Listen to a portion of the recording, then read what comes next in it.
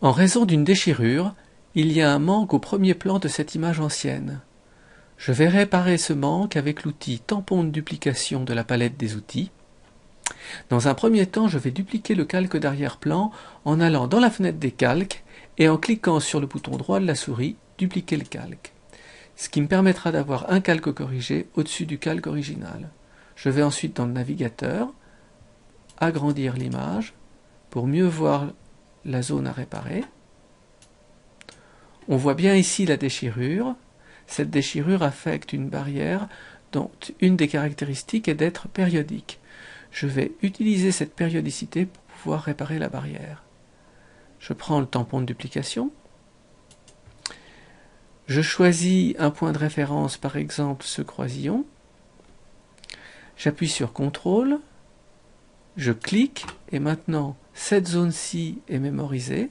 Je me déplace à un endroit où la barrière commence à être détériorée et en cliquant et en peignant avec la souris, je vais dupliquer la zone que j'avais auparavant mémorisée. Vous voyez que la distance entre la souris qui peint et la zone dupliquée reste constante. Si je vais au-delà de ce point, je vais dupliquer la zone qui était auparavant détériorée de la barrière et je ne le veux pas. Je vais prendre donc un nouveau point de référence, par exemple ce croisillon. De nouveau, j'appuie sur la touche CTRL, clic, et je vais pouvoir dupliquer cette barrière comme ceci. La barrière est à peu près réparée.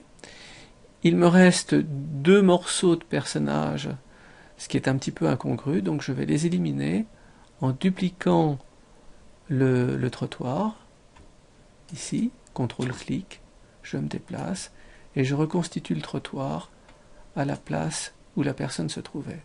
Même chose pour la deuxième personne, CTRL-clic sur le trottoir, et j'élimine ce qui restait du personnage. Je reviens avec mon navigateur à 100%, et je vois effectivement que ma barrière est parfaitement réparée, et que les morceaux de personnages qui restaient ont été éliminés correctement. Mon image est terminée.